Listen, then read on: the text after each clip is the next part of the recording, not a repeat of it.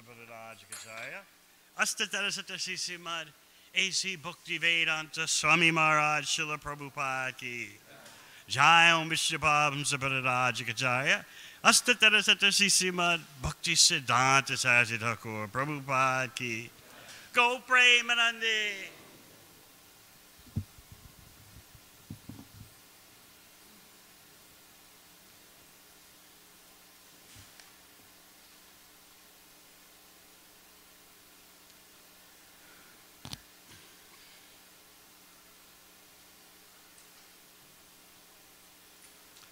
Om Namo Bhagavate Vasudevaya.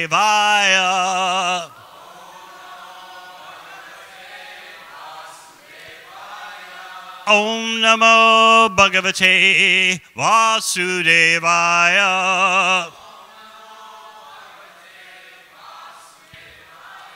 Om Namo Bhagavate Vasudevaya.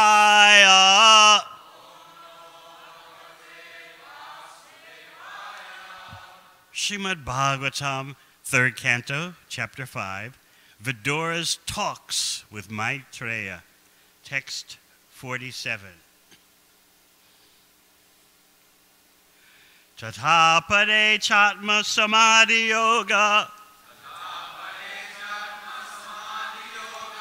Balendra Jitra Prakritim Balistam Twameva Dira Purusham Vishanti Tesham Shamasyana Tu Sevayate Tatapare Chatma Samadhi Yoga Balena Jitra Prakritim Balistam Twameva Dhira Purusham Vishanti Tesham Shamasyana Tu Sevayate Tatapare Chatma Samadhi Yoga Balena Jitra Prakritim Balistam Twameva Dhira Purusham Vishanti Tesham Shamasyana Tu Sevayate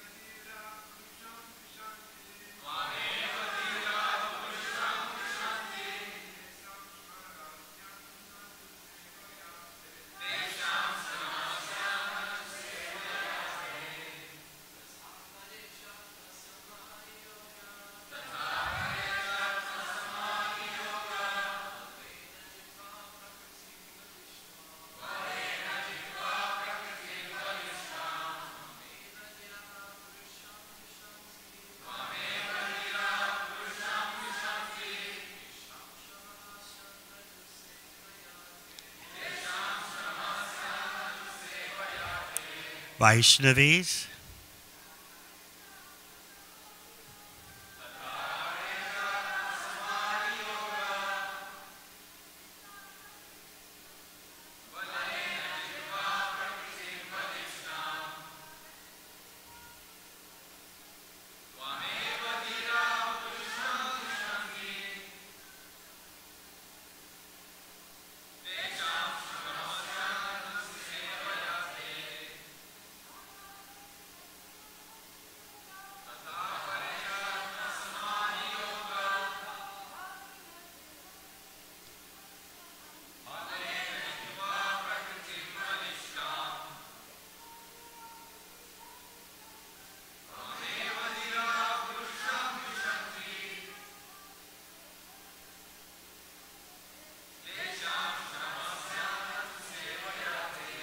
Tata, as far as. Apare, others. Cha, also. Atma Samadhi, transcendental self-realization. Yoga means balena, by the strength of. Jitva, conquering. Prakritim, acquired nature or modes of nature. Balishtam, very powerful. Tam, you. Eva, only. Dhira, pacified. Purusham, person. Vishanti, enters into. Tesham, for them. Shrama, much labor. Syat, has to be taken. Na, never. Tu, but. Sevaya, by serving. Te, of you. Translation. Others who are pacified by means of transcendental self-realization and have conquered over the modes of nature by dint of strong power and knowledge also enter into you, but for them there is much pain, whereas the devotee simply discharges devotional service and thus feels no pain. Purport by Srila Prabhupada. In terms of a labor of love and its returns, the bhaktas, or devotees of the Lord, always have priority over persons who are addicted to the association of jnanis or impersonalists and yogis or mystics. The word apare, others, is very significant in this connection.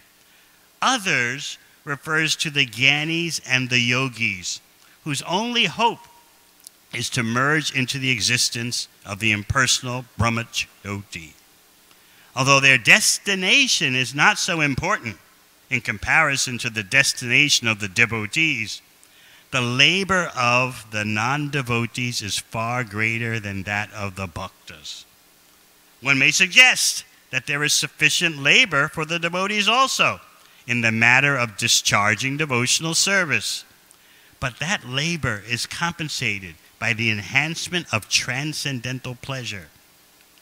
The devotees derive more transcendental pleasure while engaged continuously in the service of the Lord than when they have no such engagement.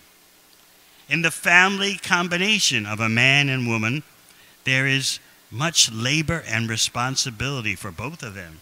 Yet when they are single, they feel more trouble for want of their united activities. The union of the impersonalists and the union of the devotees is not on a par. The impersonalists try to fully stop their individuality by attaining sayuja mukti, or unification by merging into oneness, whereas the devotees keep their individuality to exchange feelings in relationship with the Supreme Individual Lord. Such reciprocation of feelings takes place in the transcendental Vaikuntha planets, and therefore the liberation sought by the impersonalists is already achieved in devotional service. The devotees attain mukti automatically while continuing the transcendental pleasure of maintaining individuality.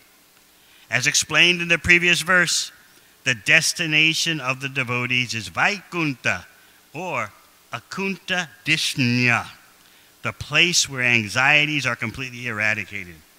One should not mistake the destination of the devotees and that of the impersonalists to be one and the same. The destinations are distinctly different, and the transcendental pleasure derived by the devotee is also distinct from chinmatra, or spiritual feelings alone. Translation again. Others who are pacified by means of transcendental self-realization and have conquered over the modes of nature by dint of strong power and knowledge also enter into you, but for them there is much pain, whereas the devotee simply discharges devotional service and thus feels no pain. Om Gyanachimidandasya Gyananjana Shalakaya Chakshurunmilitam Yena Tasmai Shri Gurave Namaha. Jai Sri Krishna Chaitanya Prabhu Nityananda Shri Advaita Gadadhar Srivasadi Gaura Bhakta Vrinda. Hare Krishna Krishna Krishna Hare Hare, Hare Rama Rama Rama Hare Hare. The Bhakti Marg, the path of devotional service, is all about choices. Sometimes people think that we're simply one-way fanatics, and that all we do is say, Krishna, Krishna, and to attain Krishna, you must engage in devotional service. But you can see here, as well as in Bhagavad Gita, that you have a range of options to choose from with your human form of life. And all the other legitimate options are presented. In other words, what you see today in the guise of human civilization actually doesn't rate at all on the Vedic scale. It's considered bottom feeding. It's the bottom of the stagnant pond. If you want to begin human life, you start with performing karmic activities in accordance with the Vedic directions. You know how to do good karma so that you can have a peaceful life in the present lifetime, and then you, after death, go to the heavenly planets. Materialism at its true, in its true definition. Often I explain that to call people today materialists is a great compliment. A materialist actually knows how to temporarily enjoy material life and then have a superior material destination in the next life. But what you have today is total destructiveness in the moment and in the future, in the present and in the future. So a materialist actually has expertise in how to have a prosperous life. But what you see as human beings today is the destruction of their life, of the life of others, and the whole planet. Yet, people think that, oh, Hare Krishna is just one way. In Bhagavad Gita and Srimad Bhagavatam, the destination is describing himself. Or the great devotees of the destination are describing the destination. So how is that being dogmatic? How is that being fanatical? You're actually getting information from the supreme destination himself. But we're so envious, we're so jealous that, oh no, not Krishna. Why Krishna? We have no idea of anything else. Still, Krishna in Bhagavad Gita and Srimad Bhagavatam takes it further. In Bhagavad Gita, Krishna presents options. You want other ways that may lead you to me? Okay, here they are. What does Krishna first say? Mahatmanas tumam partha daivim prakritam ashrita. They're the Mahatmas who take shelter of my internal potency. And they're always chanting my glories. Satatam kirtayanto mam. They're always engaged in devotional service. But jnana yagena chapyanye, they're others. So Krishna is presenting to you other options, but he points out where the other options lead. So he explains, ekam sena prataktvena bahado vishrata mukam. You can be an impersonalist and think, I am identical with the Supreme, and that's it. That's the ultimate reality. There's no difference. Prataktvena. Or you can think so many multifarious devatas, demigods. Each one is a Supreme. So you can just be a diversity freak and just focus on this one, that one, the other one. First, ekaktvena, a oneness freak. Then, prataktvena, a diversity freak. You don't like that? Well, Vishvato Mukham. You can worship the Supreme as the form of the universe. So Krishna is pointing out other options, other legitimate options. You want to try for the impersonal Brahman? You can do that, but it'll be very difficult, Krishna explains in the 12th chapter. And after many births and deaths, you'll finally understand Vasudeva Sarvamiti. The Supreme Personality of Godhead is the source of everything. As this chapter explains in the talks between Vidura and Maitreya, anything other than devotional service is an act of rebellion against the Supreme Absolute Truth. Even you're legitimately practicing some human processes for self-realization, still, because you're not rendering devotional service. In other words, you haven't acknowledged your subordination to the Supreme Personality of Godhead. You're a criminal. You're rebelling. Even though you're practicing Jnana Yoga, impersonal, the path of impersonal speculation, even you're practicing mystic yoga, what to speak of the path of karmic activity. You're trying to master what is good karma, avoid the bad karma, all for my enjoyment. These are all acts of rebellion because they don't involve devotional service to the Supreme Personality of Godhead. So it's not true that Bhagavad Gita and Srimad Bhagavatam are just ramming one way down your throat. And people will say, well, why do you just need one answer? Why do you have to have one package? At least be broad-minded, be liberal, acknowledge there are many paths. But we asked them, okay, you say many paths. Where do the paths lead? Can you tell us? Oh, no, there's just many paths. Do you have some superior knowledge that all the paths are leading to the same destination? Can you see that? You're in a helicopter above all the highways, and you see all the highways leading to the same place. Can you do that? But no, people just say, oh, all paths lead to the same goal. No one knows what the goal is, can't see the goal, but all paths lead there. So Bhagavatam is for intelligent persons. And in Srimad Bhagavatam, and of course Bhagavad Gita, the different options are presented. Krishna is not ramming anything down your throat. He says at the end of Bhagavad Gita, he says to Arjuna, I've explained everything to you. Think about it and make your choice. So what more do you want? But Krishna is not an irresponsible parent. He explains, if you choose this, here's the result. If you choose that, there's the result. But think about it and then make your choice. So what more do you want? But our problem is that the way human beings live now doesn't make it on the scale of human life according to the Vedic analysis. Just enjoy your senses. You think you're enjoying your senses at the moment and try to be fulfilled at the moment, and what happens, happens. This is animal life. It doesn't make it on the charts. There's no rating for it.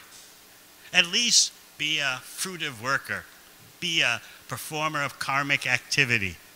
And then get tired of that after many births and deaths and become an impersonalist, transcendentalist, become a mystic yogi.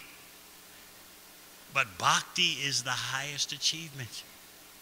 And sometimes we forget that amidst all our devotional service, how we're actually performing, we're participating in a miracle, the miracle of devotional service.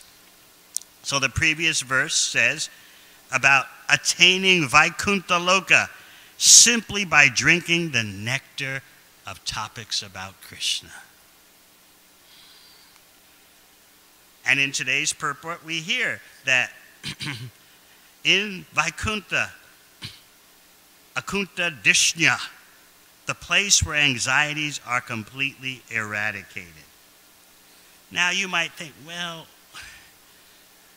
sometimes in devotional service we seem to be in anxiety. Sometimes in the bhakti life, anxieties seem to come. But you see, that's due to our past conditioning, which if we vigorously apply ourselves to the bhakti process, gradually the past conditioning diminishes. You know the example about pulling the plug out for the fan. The fan's off, but because of past momentum, the blades slowly keep turning. So yes, sometimes due to our conditioning and how our conditioning makes us respond to external circumstances, there seems to be anxiety, material anxiety in devotional service. But what Prabhupada is pointing out in this purport, and it's further expanded upon by the acharyas, the previous acharyas, that a devotee's anxiety is actually, I have no service. Where's my service? That's pain.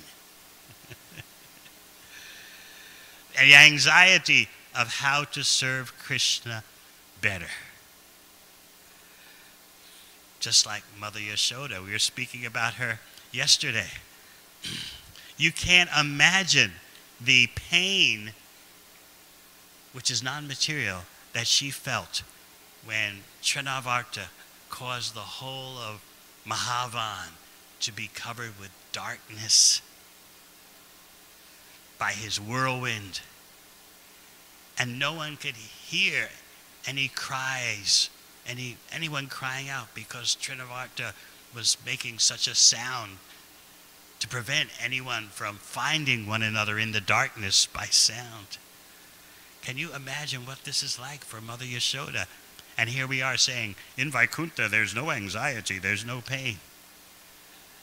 And Impersonalist is challenged by this. First of all, what's all this individuality that's going on? Mother Yashoda, Krishna, the residents of Vrindavan. And then you have these experiences which seem so ordinary. Her child is lost in the darkness. She's in parental, maternal anxiety. How can that be the supreme absolute truth? Krishna says in Bhagavad Gita, Avajananti mam mudha. Fools can't understand my form or my activities. They think I'm just a powerful human being. They think that the person Krishna, when he appeared 5,000 years ago, was the most powerful person on the planet due to having done pious activities. Or if they're a little more sophisticated, they think that Krishna is some kind of expansion of Mahavishnu, because Mahavishnu is much more spectacular in his appearance. So therefore, Krishna must be like a figment or some kind of plenary part of Mahavishnu. Others say, the way to tell who the Supreme is by counting the number of arms. Krishna only has 2 arms. How can he be the Supreme? But even demoniac persons can have thousands of arms, like Banasura, Kartavya-arjuna. So you can't tell just by counting the number of arms. Understanding Krishna requires devotional service. Otherwise, we're easily subjected to all these kind of miscalculations. Krishna comes looking like a human, but we think that means he's human. He's looking like he's human. But someone who understands Bhagavad Gita and Srimad Bhagavatam knows they're dealing with the form of eternity, knowledge, and bliss. Krishna is the same as his name. He's the same as his form. He's the same as his activities. So this darkness that covered Mahavan, this is right before Nanda Maharaj starts calculating that, I remember Vasudeva told me before I left Mathura to come back, he told me, watch out, there could be lots of disturbances. Oh, this Vasudeva is very sharp. And now we're seeing that so. There's a lot of trouble going on here. So this is right before Nanda Maharaj decides to pull up stakes and move from Mahavan. So just see the scene, the darkness totally covering Mahavan. And the mother is separated from her child. The intense affection between Krishna and his mother is beyond what we can conceive of. And she put Krishna on the ground because he was weighing so much. She couldn't understand it. Why is my child becoming so heavy? So she put him on the ground. The acharyas point out that she was actually thinking, I can't put him on the bed because he's so heavy. He may make the bed collapse. I'll put him on the ground. She just didn't leave him on the ground. I know some of you may be thinking, what kind of child neglect is this? She put him on the ground to go search out some brahmanas, to do some yajnas or some rituals or something to protect her child. She's in anxiety. And while she's out looking for the brahmanas, Trinavarta comes. Of course, this is all arranged by Krishna. Ultimately, as we explained yesterday, Krishna simply wants to have fun riding in the sky. And he knows that Trinavarta is coming, and he doesn't want his mother caught up in the incident. So he arranges by his Leela Shakti, his pastime energy, that the mother goes away for a few moments. And then he can be taken up into the air by Trinavarta. But just, again, concentrate on the darkness. No one can see anyone. No one can hear anyone. Trinavarta takes Krishna up into the air, and then the darkness fades. Everyone can see one another and hear one another. And the most dominant sound is Mother Yashoda crying, where is Krishna? Where is my son? Where is Krishna? And so the elder residents of the elder gopis come to her home, and they start crying too. It's such a scene. We spoke yesterday about Krishna, after the Trinavarta incident, on the lap of his mother, feeling her affection. He's feeling so cuddled. He's feeling so loved that he just yawns out of affection. I was always trying to imagine what is that like? To feel such love and affection, you just...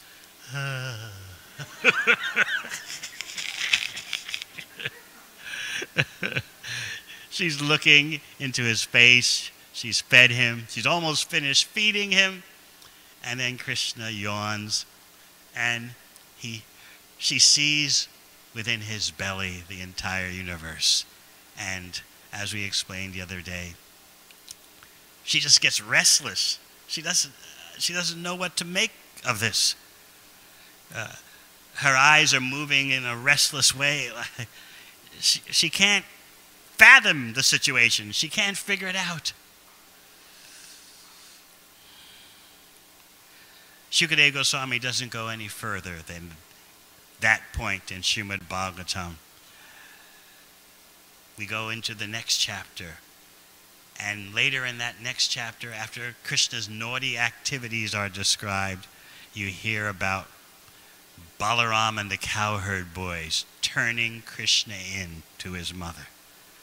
Because Mother Yashoda had already primed Balaram and the cowherd boys. Watch out for Krishna. Don't let him do anything that's mischievous.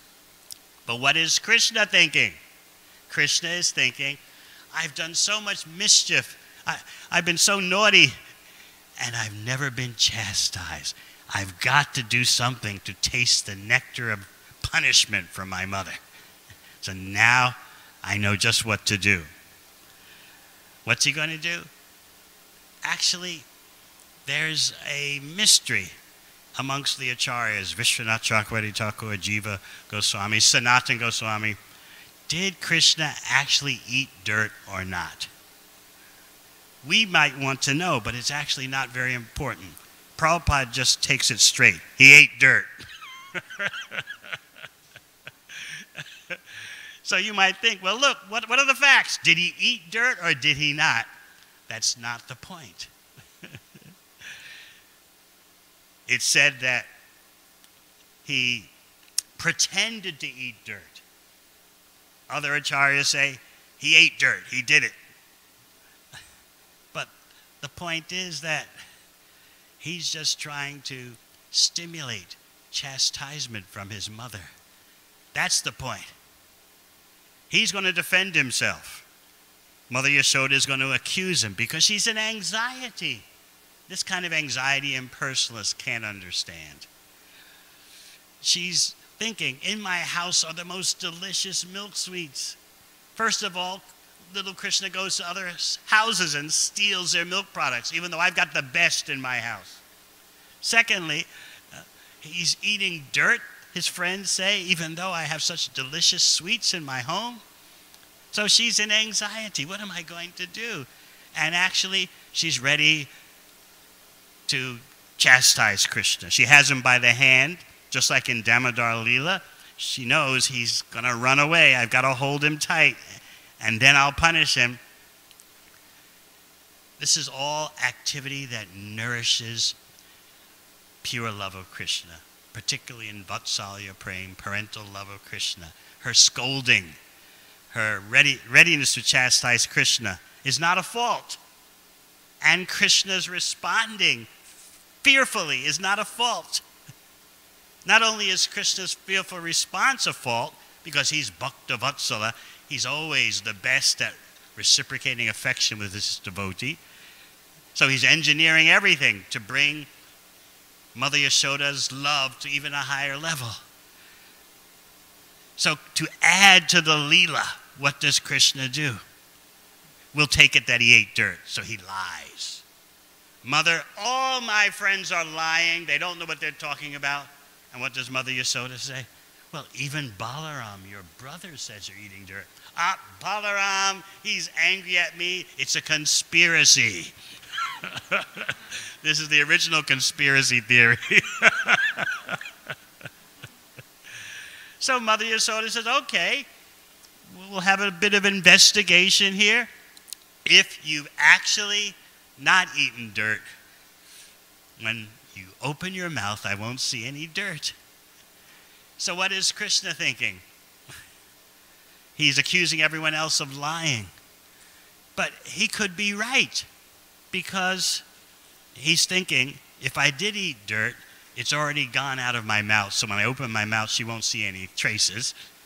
But anyway, how can she accuse me of eating dirt when the whole universe is within me? Dirt, earth, water, fire, air, ether, it's all within me. How can she accuse me of eating dirt when I've already got it, everything inside me? So in this way, you can look at the situation from various angles. Sometimes devotees get too caught up in these details. Oh, we heard this acharya says this, that acharya says that. You can relish those details, but Prabhupada keeps you on track in order to enjoy the greatest delight, to drink the nectar in the sweetest way, without getting too much caught up in esoteric details. But some details are interesting to hear. So Mother Yashoda looks in his mouth, and what happens? Krishna's Aishvarya potency, his opulence potency, wants to do some service. That Aishvarya, that majestic power, is always with Krishna, but in Vrindavan, Krishna would rather that the madhurya, the sweetness, predominates. But it's like the Aishvarya potency, the majesticness, the opulence, has to cut loose sometimes. I got to serve you, Krishna. And here's my chance. Mother Yashoda is going to look in your mouth. Let's give her something to see. So you know what she sees. She sees the whole universe. And then she starts wondering. And her wondering is such a meditation for us. She first thinks, am I dreaming? Am I asleep and dreaming that I'm seeing the whole cosmic manifestation within my son's mouth? No, I can't be dreaming because I'm wide awake. My eyes are open. It's no question of me being asleep. Well, maybe the demigods are causing some illusion for me. No, I'm just a simple woman. Why would the demigods want to go through so much trouble to produce illusions for me? Well, she says, maybe I'm suffering some mental derangement. She's going down a whole checklist of why she's seeing what she's seeing. Maybe I'm mentally deranged. No, I've been in good health. Everything's been fine. So the number 4 solution she temporarily holds on to. This could be the mystic power of my son. This could all be because of him. But then she discards even number 4. She says, but we all know Krishna, my little Krishna, he gets hungry, he gets thirsty, he likes affection. How can it be him that has all these powers? I can't embrace that conclusion that he has some kind of inconceivable powers. He's my son. So what to do now? I don't understand it. I'll pray to Narayan. Oh, Narayan, please, whatever Krishna is doing, please protect him. She can't accept that Krishna is the Supreme Personality of Godhead. And Krishna doesn't want her to think that way. So she starts philosophizing. I've been in illusion, thinking Nanda Maharaj is my husband, and I'm the proprietor of Vrindavan, and the cowherd people are my subjects, and Krishna is my son, and wait a minute. Krishna doesn't want her thinking like that. Krishna is wondering, wait a minute, if she starts focusing on trying to understand who I am and my inconceivable powers, who's going to cuddle me? Who's going to feed me? Enough of this. So Krishna turns up the Yogamaya, and Mother Yashoda is hit with a massive wave of maternal feelings, and that's what Krishna wants. Never mind all this speculation. Here's my child. Let me hug him. Let me feed him. That's all Krishna wants. So she's in anxiety, but that anxiety has nothing to do with the material energy. And even devotees in their practicing stage of devotional service, their anxiety is not material. It's anxiety that is ripening into transcendental anxiety. But it's not out and out material. There may be some conditionings from the past, but the desire to please Krishna better and better, that's a spiritual desire. And in time, that spirituality of such a desire to please Krishna better and better reveals itself as sweeter and sweeter, just like an unripe mango becoming a ripe mango. I really relish the story told by one Prabhupada disciple in France. The way she describes it, she thought she was having a real tough time in devotional service. And she was feeling anxiety and lamentation. And so Prabhupada came on his tour of Europe. He came to the temple, and he said something that she felt was particularly aimed at her. So many of us have had that experience. So Prabhupada said that your so-called worst day in devotional service is infinitely better than your best day in material life.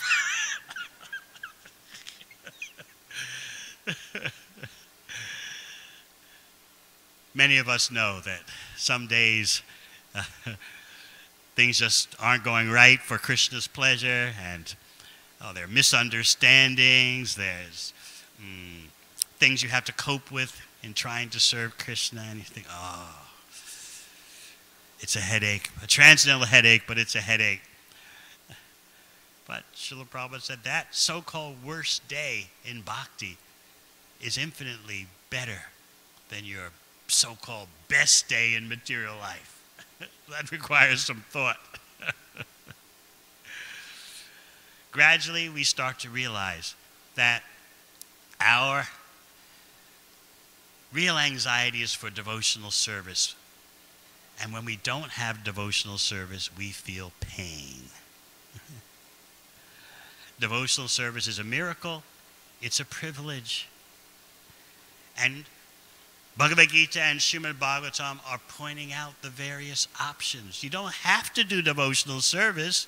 Here are other options you can do that are also spiritual, but where are they going to bring you? So bhakti is very choice conscious and destination conscious. Where do you want to wind up? Do you want to wind up in the impersonal Brahman? Do you want to wind up with mystic powers? Do you want to wind up in the heavenly planets? Actually, Jiva Goswami explains that when Trinavarta had Krishna high in the air, Krishna loved it because the ladies in Swarga, in the heavenly planets, could check out his beauty.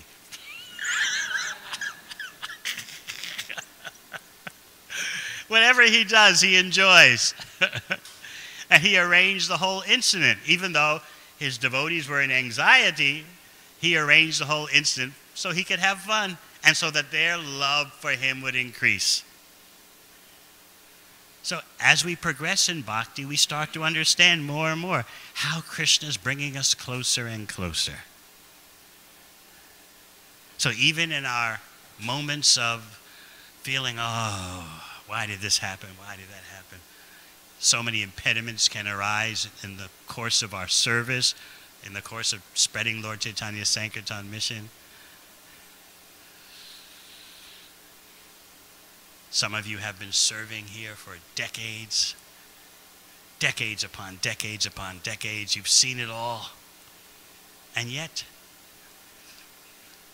anyone can notice how the devotee's service becomes sweeter and sweeter in spite of any external circumstances. This is the uniqueness of bhakti. No material anxiety, but we want the anxiety of relieving Krishna's so-called anxieties. Krishna, as Sri Chaitanya Mahaprabhu, wants everyone to have a chance for devotional service. That is the anxiety of Krishna as Sri Chaitanya Mahaprabhu. So a genuine devotee wants to relieve Sri Chaitanya Mahaprabhu of that anxiety. But what is transcendental anxiety? That is something only the bhaktas can understand. Krishna reserves that treat for the bhaktas. How you're in pain because you don't have service, but that pain is not material. So remember, the next time someone says to you, oh, you're just presenting one way like so many other religions, one way or else. No, we can present so many ways. But what's the destination of each way? That is the unique contribution. You want to be a mystic yogi? Here's your destination. You want to be an impersonalist? You can. You're transcendental, but here's the destination. You want to be a karmic worker? You can, but this is the result. And if you want to be a bhakta, then not only do you understand Vaikuntha, but you understand Krishna Loka, Goloka Vrindavan. You understand Mother Yashoda, Nanda Maharaj, the Gopas, the Gopis. So take your pick. And that's why Krishna says, Yayata mam prapadyante, tamstataiva bhajamyaham. The way you act toward me, I act toward you. You want mystic power? You can have it. You want the impersonal Brahman? You can have it. You want the heavenly planets? You can have it. If you want me, here's the way. Any questions?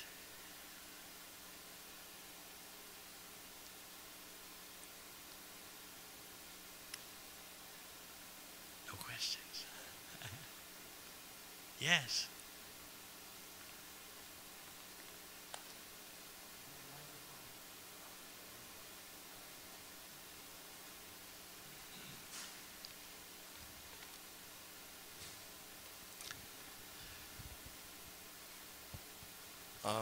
say that Radha is Radha is um, Radha is the internal potency of Krishna. What's the first thing? I missed the first words. Uh, Radha, Radha. Did I talk about Radharani in this talk?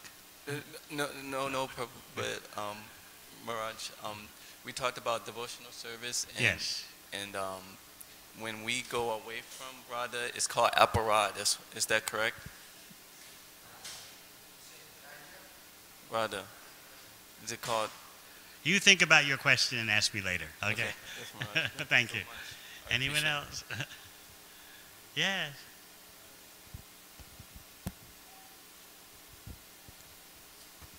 Thank you, Maharaj. We heard many times that Krishna is the king of all rasas, Rasaraj. Yes. Rasavaj. So he reciprocates accordingly, and then it appears so that every person in whichever position is, he experiences the most of happiness, isn't it? Yes. Is that correct? Whatever relationship you have with Krishna, you think that's the best. Exactly. So then, even if we, like, we hear about Braja, we hear about this place, some people are still fixed in Vaikuntha mood. So they still will feel that it doesn't really matter, being a gopi or gopa or whatever. I'm relishing as much. So the question will be, there's no question of making comparisons, right, in a sense, because ultimately the individual being is looking for that happiness, the topmost. In Rupa Goswami, and you'll read that in Nectar Devotion, as so wondrously summarized by Srila Prabhupada, summary study of Bhakti Rasamrita Sindhu, Rupa Goswami explains that if you step out of your subjectivity, the subjectivity of your relationship with Krishna, and evaluate, then there are differences in intensity in the various rasas. But whatever relationship you have with Krishna, you're thinking, I remember Prabhupada saying about flowers in the spiritual world. Now I'm a flower, so I'm laying at the lotus feet of Krishna. Nothing is better than this.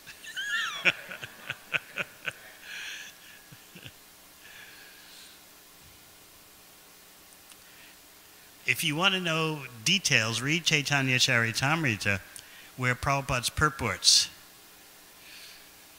I'm thinking purports now because I've been associating with Savas Prabhu, who's a purports man.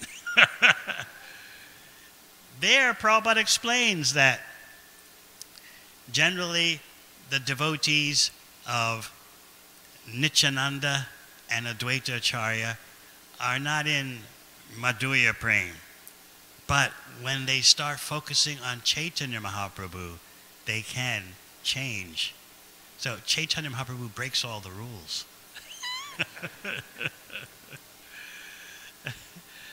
Therefore, Gauranga Bolite Habe Pulakashariya. In that song, you hear the various ways that Chaitanya Mahaprabhu and Nityananda Prabhu blessed their devotees. So I remember here in Los Angeles in 1976, Prabhupada was explaining because someone asked him the question, can your rasa change? And he said, generally no. Generally no. You are what you are. But, and he explains in Chaitanya Charitamrita, in the generally means there are exceptions. And Chaitanya Mahaprabhu is the exception to everything. He's the reason why we're here performing devotional service. We shouldn't be here. We weren't on that Vedic scale of other paths. We were out of it. Well, maybe you were, but we were the dregs of Kali Yuga. Of course, you have Amala Bhakta Maharaj. He was really endeavoring on another path. But that was very rare.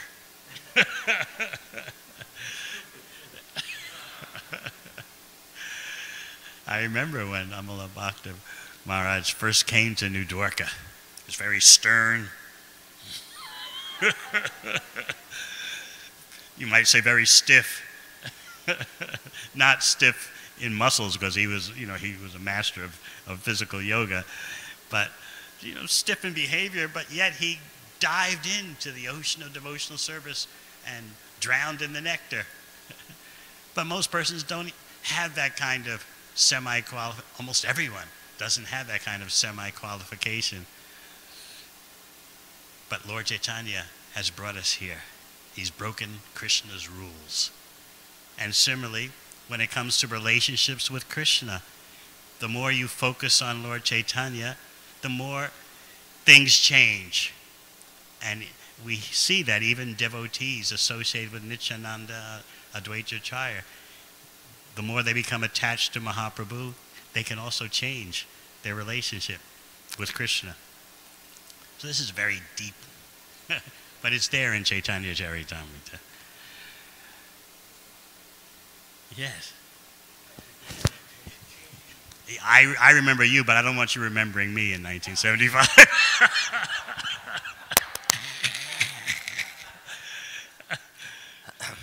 So be it. What I just wanted to add in very briefly is that, yes, in regard to the changing of one's rasa, for example, whether it's Madhurya rasa or whether it's friendship rasa, the point is this: we don't change the rasa. Krishna changes the rasa as he sees fit for our further advancement. If he feels that it will take us to a higher, deeper understanding of who he is and who we are, then he has reason to change it. Otherwise, there is no reason to change it. Krishna has his own reason, but nothing is beyond Krishna, and everything can be done by Krishna if he so desires. Especially Krishna as Sri Chaitanya Mahaprabhu. Jai, Hari Bol. Thank you very much. Hare Krishna.